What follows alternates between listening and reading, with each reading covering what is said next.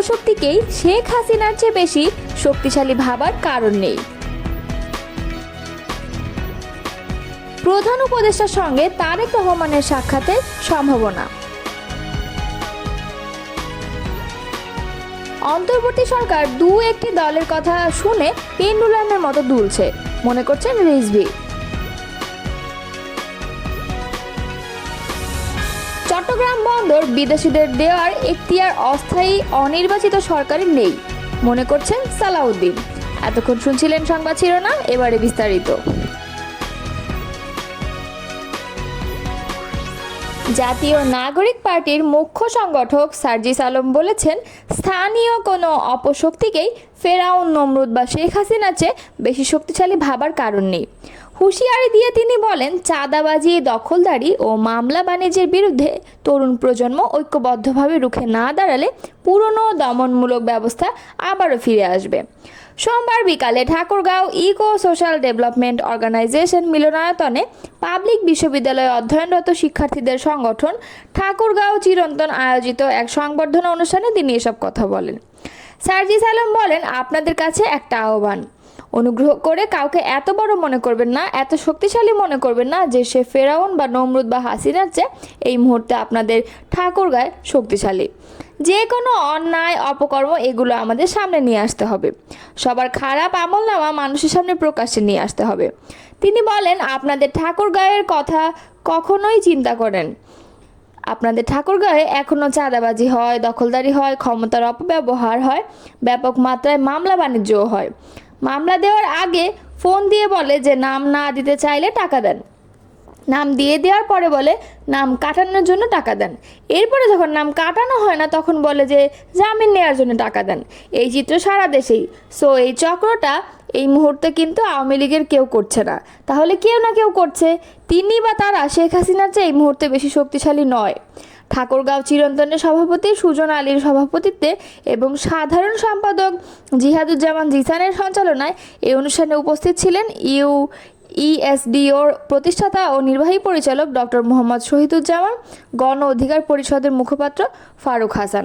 4 দিনের সরকারি সফরে যুক্তরাজ্যের উদ্দেশ্যে ঢাকা ছেড়েছেন অন্তর্বর্তী সরকারের প্রধান উপদেষ্টা অধ্যাপক ডক্টর মোহাম্মদ ইউনূস। সোমবার সন্ধ্যা 7:30টায় প্রধান উপদেষ্টা ও তার সফর সঙ্গীদের বহনকারী এমিরেটস এয়ারলাইন্সের ফ্লাইটটি ঢাকার হজরত শাহজালাল আন্তর্জাতিক বিমানবন্দর ত্যাগ করে। প্রধান উপদেষ্টার প্রেস সচিব শফিকুল আলম এ তথ্য নিশ্চিত করেন। এই সফরে ডক্টর ইউনূসের সঙ্গে বিএনপির ভারপ্রাপ্ত চেয়ারম্যান তারেক রহমানের সাক্ষাতের সম্ভাবনা রয়েছে। যুক্তরাজ্য বিএনপির শীর্ষ নেতারা বিষয়টি নিশ্চিত করেছেন। তারা জানিয়েছেন, লন্ডনে আগামী 13 জুন সকালে ডক্টর মোহাম্মদ ইউনূসের সঙ্গে তারেক রহমানের সাক্ষাৎ হতে পারে। এর আগে গত 4 জুন ভারপ্রাপ্ত পররাষ্ট্র সচিব রুহুল আলম সিদ্দিক প্রধান উপদেষ্টার সফর সম্পর্কে এক সংবাদ সম্মেলনে জানিয়েছিলেন, প্রধান উপদেষ্টাকে রাজা তৃতীয় চার্লসের সঙ্গে সাক্ষাতের অনুমতি দেওয়া হবে এবং ব্রিটিশ প্রধানমন্ত্রী স্যার কিয়ার স্টারমারের সঙ্গে দ্বিপাক্ষিক বৈঠক অনুষ্ঠিত হবে। যুক্তরাজ্যের পররাষ্ট্রমন্ত্রী ডেভিড ল্যামি, অন্য সিনিয়র মন্ত্রী, রাজনৈতিক নেতা এবং ব্যবসায়িক সম্প্রদায়ের প্রভাবশালী ব্যক্তিত্বরা প্রধান উপদেষ্টার সঙ্গে সাক্ষাৎ করবেন বলে আশা করা হচ্ছে।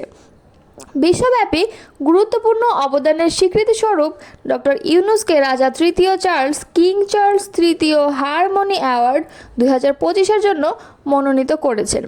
জনগণ এবং পরিবেশের মধ্যে শান্তি, স্থায়িত্ব এবং সম্প্রীতি প্রচারে তার আজীবন কাজের সম্মানার্থে তাকে এই পুরস্কারে ভূষিত করা হবে। 12 জুন লন্ডনের সেন্ট জেমস প্যালেসে এক আনুষ্ঠানিক অনুষ্ঠানে এই পুরস্কার প্রদান করা হবে। 1990 সালে প্রতিষ্ঠিত দ্য কিংস ফাউন্ডেশন তৎকালীন প্রিন্স অব ওয়েলসের প্রতিষ্ঠিত একটি যুক্তরাজ্য ভিত্তিক দাতব্য সংস্থা। প্রতি বছর টেকসই উন্নয়ন এবং মানবিক কারণে অনুকরণীয় সাফল্য অর্জনকারী ব্যক্তিদের এই মর্যাদাপূর্ণ পুরস্কার প্রদান করে ফাউন্ডেশনটি। প্রধান উপদেষ্টার সফরে বাংলাদেশের গণতান্ত্রিক উত্তরণে যুক্তরাজ্যের সমর্থনের বিষয়টি বিশেষভাবে গুরুত্ব পাবে। পাশাপাশি পাচার হওয়া অর্থ ফেরত আনার বিষয়টিতেও প্রাধান্য দেবে বাংলাদেশ। সফর শেষে আগামী 14 জুন প্রধান উপদেষ্টা দেশে ফিরবেন বলে আশা করা হচ্ছে। বিএনপি সিনিয়র যুগ্ম মহাসচিব রুহুল কবির রিজভী বলেছেন, যে কোনো ইস্যুতে ধর্ম ও শহীদদের টেনে এনে একটি রাজনৈতিক দল সরকারের উপর প্রভাব বিস্তার করছে। সুনির্দিষ্ট এজেন্ডা বাস্তবায়ন করতে একটি রাজনৈতিক দল শহীদদের রক্ত ও ধর্মকে টেনে নিয়ে আসে। অন্তর্বর্তী সরকার একটি রাজনৈতিক দলের কথা শুনে পেন্ডুলামের মতো দুলছে। সোমবার রাজধানীর নয়াপল্টনে বিএনপির কেন্দ্রীয় কার্যালয়ে সাংবাদিকদের সঙ্গে আলাপকালে এসব কথা বলেন তিনি। ডিসেম্বর নির্বাচনের উপযুক্ত সময় বলে মন্তব্য করে বিএনপির মুখপাত্র বলেন, কোনো এক রাজনৈতিক দলের নেতা বলেছেন, শহীদদের মর্যাদা ক্ষুণ্ণ হয় এমন কাজ করা যাবে না। তারা ৭১-এর শহীদদের কথা কি ভুলে গেছেন?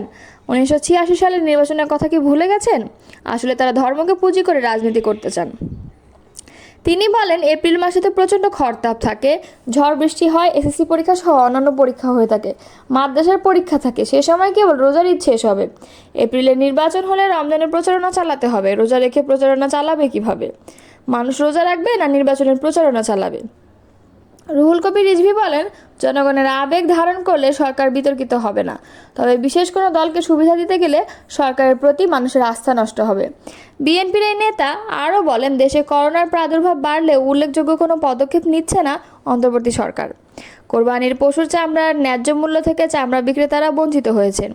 সাধারণ মানুষ স্বাচ্ছন্দ্যে ঈদ করতে পেরেছে কিনা এমন প্রশ্ন রেখে রিজভী বলেন, চাঁদাবাজ দখলদারদের কেন ধরা হচ্ছে না? সব অন্যায়ের বিপক্ষে বিএনপির অবস্থান। চট্টগ্রাম বন্দর বা রাখাইন করিডর বিদেশি কোম্পানির হাতে তুলে দেওয়ার মতো গুরুত্বপূর্ণ সিদ্ধান্ত কেবলমাত্র একটি জনগণের নির্বাচনে নির্বাচিত রাজনৈতিক সরকারের মাধ্যমেই নেওয়া যেতে পারে বলে মন্তব্য করেছেন বিএনপির স্থায়ী কমিটির সদস্য ও সাবেক প্রতিমন্ত্রী সালাউদ্দিন আহমদ।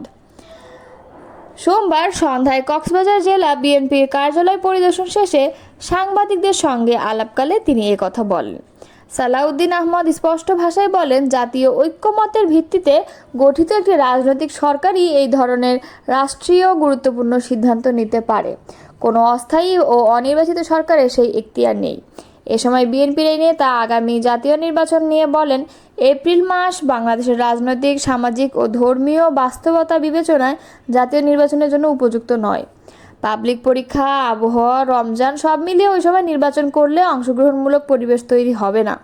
তিনি জানান, বিএনপি চায় দেশের অধিকাংশ রাজনৈতিক দলের সম্মিলিত মতামতের ভিত্তিতে নির্বাচন ডিসেম্বরের আগেই অনুষ্ঠিত হোক। এর আগে সালাউদ্দিন আহমদ কক্সবাজার জেলা বিএনপির কার্যালয়ের পুনর্নির্মাণ কাজ পরিদর্শন করেন। উল্লেখ্য, ২০২৪ সালের ৪ আগস্ট এই কার্যালয়ে আওয়ামী লীগের নেতাকর্মীরা হামলা চালিয়ে পুড়িয়ে দেয় বলে বিএনপির পক্ষ থেকে অভিযোগ করা হয়। তিনি বলেন, বিএনপি মানেই গণতন্ত্রের ঠিকানা। এই কার্যালয়কে একটি আধুনিক বহুতল ভবনে রূপান্তরের পরিকল্পনায় নেওয়া হয়েছে। এদিন বিকেলে পেকুয়া উপজেলা বিএনপির কার্যালয় উদ্বোধন শেষে এক সমাবেশে বক্তব্য রাখেন সালাউদ্দিন আহমদ। পরে তিনি ২০২৪ সালের জুলাই মাসে গণ অভ্যুত্থানে নিহত ছাত্রদল নেতা ওয়াসিমের কবর জিয়ারত করেন এবং ওয়াসিমের পরিবারের সঙ্গে সাক্ষাৎ করেন। তিনি বলেন, বিএনপি বিশ্বাস করে জনগণের ভোটের মাধ্যমে নির্বাচিত সরকারই দেশের ভবিষ্যৎ নির্ধারণ করবে। অস্থায়ী প্রশাসন জাতীয় সম্পদ নিয়ে বড় সিদ্ধান্ত নিলে তা জনগণের প্রতি অবিচার হবে।